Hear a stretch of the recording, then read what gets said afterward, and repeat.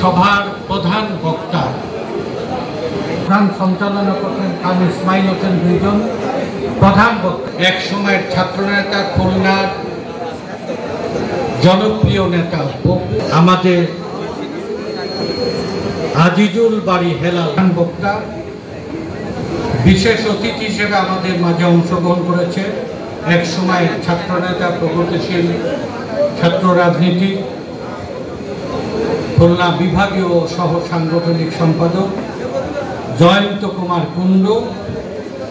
এই অনুষ্ঠানের বিশেষ অতিথি আমার সহকর্মী, বন্ধু, খুলনা মহানগর বিএনপির আহ্বায়ক অ্যাডভোকেট শফিকুল আলম মনা, খুলনা জেলা বিএনপির আমির এজাজ খান, খুলনা মহানগর বিএনপির সদস্য সচিব শফিকুল আলম তুহিন, মহিলা দলের আমাদের বোন রেহানা ঈশা এখানে উপস্থিত রয়েছেন, ছাত্র শ্রমিক দলের কেন্দ্রীয় নেতা আব্দুর রহিম বক্স দুদু, মতিউর রহমান ফরাজি, আব্দুল সামাদ, এখানে শ্রমিক দলের আরও যারা রয়েছেন দাউদ্দিন মোহাম্মদ এবং খান ইসমাইল হোসেন, অন্যান্য শ্রমিক দলের এবং বিএনপির মহানগরের জেলার সভাপতি উজ্জ্বল কুমার সাহার নাম বলেছি, অন্যান্য মহানগরের নেতৃবৃন্দ।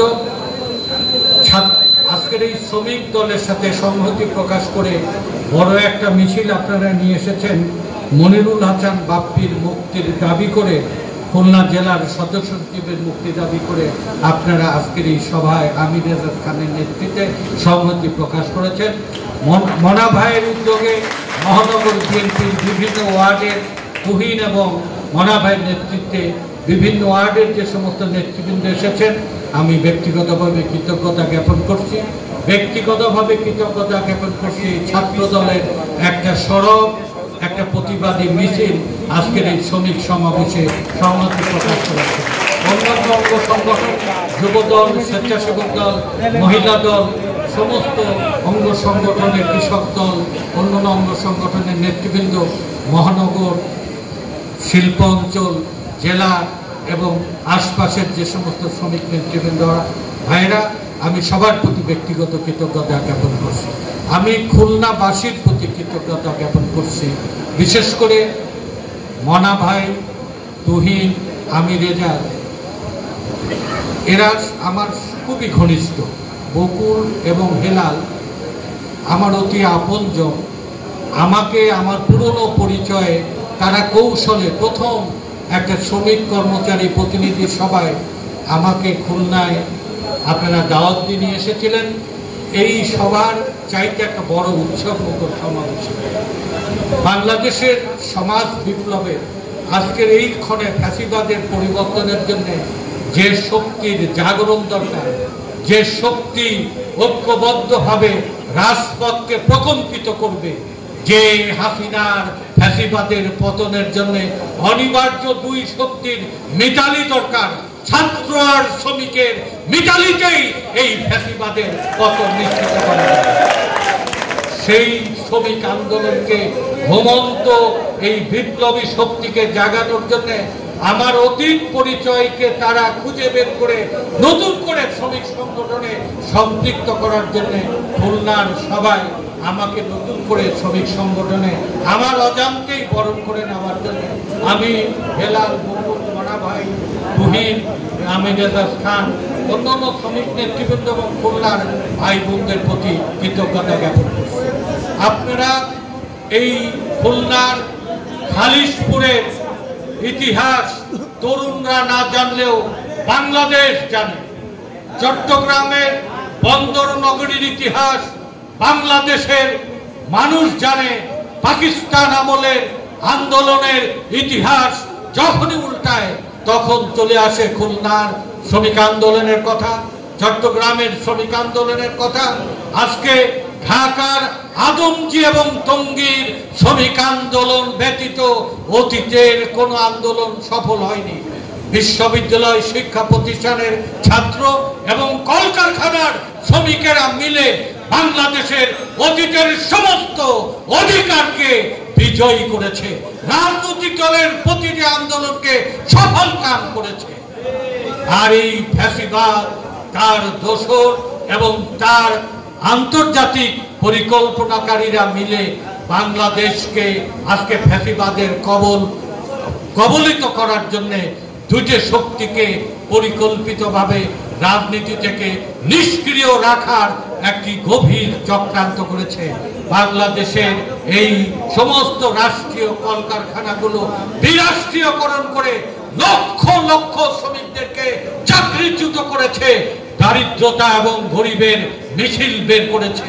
আর যেখানে আমাদের উচ্চ শিক্ষা প্রতিষ্ঠান, জ্ঞান চর্চা হয়, গবেষণা হয়, যেখানে গণতন্ত্রের চর্চা হয়, যেখানে রাজনীতির চর্চা হয়, যেখানে সভ্যতা সমাজ বিনির্মাণের চর্চা হয়, আমাদেরই সন্তানেরা সংবেদনশীল বুদ্ধিজীবী ছাত্র সমাজ আজকে বাংলাদেশকে সম্মুখ পারে এগিয়ে নেওয়ার জন্য যারা চেষ্টা করে, সেই শিক্ষা প্রতিষ্ঠানকে আজকে সরকার শুধুই ক্ষমতায় থাকার জন্য আর তার দোসরদের আজকে লাভবান করার জন্য শিক্ষা প্রতিষ্ঠান আজকে ডাকাতের পাড়ায় পরিণত করেছে, ভাগাড়ে পরিণত করেছে। কলকারখানা বন্ধ করে দিয়ে আজকে গরিব এবং অসহায় মানুষের সংখ্যা বৃদ্ধি করেছে। আর ছাত্রদের জ্ঞান গবেষণা সহাবস্থান বন্ধ করে এই যে ফ্যাসিবাদ হাসিনা টিকে রয়েছে, এই টিকে থাকার মাধ্যমে যদি দেশবাসী জনগণ উপকৃত হতো, আজকে আমরা মেনে নিতাম যে আমাদের উপরে যত জুলুম, যত কষ্ট, যত অবিচার অত্যাচার হোক, যত আমাদের মানুষকে খুন করেছে, গুম করেছে, কারাবন্দী করেছে, আমাদের প্রায় 50,000 নেতাকর্মীকে নিঃস্ব রিক্ত করেছে, আমাদের ব্যবসা বাণিজ্য চাকরি ঘরে থাকা আজকে সমস্ত কিছুকে আজকে বিষণ্ণ করে তুলেছে, বিষিয়ে তুলেছে। আমরা সমস্ত অত্যাচার মেনে নিতাম যদি এই 18 বছর এই একদলীয় ফ্যাসিবাদী ক্ষমতায় যদি দেশের পরিবর্তন করত, দেশকে যদি অভাব দারিদ্রতা মুক্ত করত। আজকে দেশকে এক ভাগাড়ে পরিণত করেছে, দেশের অর্থনীতি আজকে ভোগলা করে ফেলেছে, লুটপাট করে আমাদের জাতীয় সঞ্চয়, জাতীয় সম্পদ আজকে নিঃস্ব করে ফেলেছে। আজকে বাংলাদেশে 3 মাস আমাদের রাষ্ট্র পরিচালনার মতো অর্থ আর আমাদের রাজকোষাগারে নেই। এই রাজকোষাগারের সমস্ত অর্থ লুটপাট করে তার আত্মীয় পরিজন, তার দলের লোকজন আজকে সিঙ্গাপুর, আজকে কানাডা, আমেরিকা, ইউরোপে পাচার করে তারা কিছুদিন ধরে অহংকার করে বলতো বাংলাদেশ সিঙ্গাপুর অতিক্রম করেছে, মালয়েশিয়া অতিক্রম করেছে, আজকে ইন্দোনেশিয়া অতিক্রম করেছে, আজকে কানাডা, আমেরিকা, ইউরোপ অতিক্রম করেছে। আজকে শেষ বেলায় এসে দেখছি বাংলাদেশ আজকে দুর্ভিক্ষ কবলিত ব্যাংকরাপ্ট একটা অর্থনীতির বিপর্যয়ের মুখে এনেছে। এই দুঃসহ অবস্থা থেকে এই আমাদের অভিভাবকেরা 47-এ আমাদের এই দেশকে স্বাধীন করেছিলেন। 71-এ রক্তাক্ত পরিবর্তনের মাধ্যমে আমরা যে স্বাধীনতা অর্জন করেছিলাম, একটা স্বপ্ন দেখেছিলাম সুজলা সুফলা সোনার বাংলাদেশ করা, গরিবের ঘরে সুখ ফিরে দেওয়ার কথা। সেই সুখ আজকে নির্বাসিত এই দুঃশাসনের কবলে। ভোট নেই, আইনের শাসন নেই, কথা বলার অধিকার নেই। এই লুণ্ঠিত অধিকার ফিরে পাওয়ার জন্য যে শক্তির জাগরণ দরকার, যে শক্তির মিতালি দরকার, ছাত্র আর শ্রমিকের মিতালি, বনের রাজা আজকে বিপ্লব এবং আন্দোলন এবং সংগ্রামী যে সভ্যতা পৃথিবীকে পরিবর্তন করেছে, যে সভ্যতা, যে শক্তি দুনিয়াকে বদল করেছে, দুনিয়া নির্মাণ করেছে, বাংলাদেশে নীরবে নীরবে হাসিনার এই দুঃশাসনে বিরাজনীকরণে 7,35,00,000 শ্রমজীবী মানুষ আর বাংলাদেশের শিক্ষা প্রতিষ্ঠানের ছাত্ররা আমরা আজকে সমস্ত চক্রান্ত, আধিপত্যবাদের চক্রান্ত, সরকারের চক্রান্ত ব্যর্থ করে দেওয়ার জন্য 65টা গণতান্ত্রিক রাজনৈতিক দল তারেক রহমানের নেতৃত্বে গণতন্ত্র, ভোটের অধিকার, আইনের শাসন ফেরানোর যে লড়াই চলছে শুরু করেছে, এই লড়াইকে সফল কাম করার জন্য আমরা জেগে উঠছে শোষিত বঞ্চিত শ্রমজীবী মানুষ। এই বঞ্চিত মানুষ আবার রাজপথ প্রকম্পিত করবে।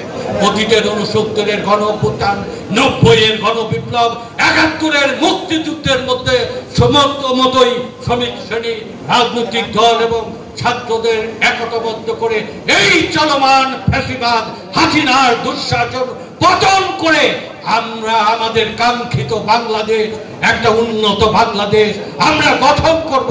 আমরা খালেদা জিয়া, তারেক রহমানের নেতৃত্বে সেই অঙ্গীকার করে খুলনাবাসীর প্রতি আমার কৃতজ্ঞতা ধন্যবাদ জ্ঞাপন করে আমি আমার কথা শেষ করছি।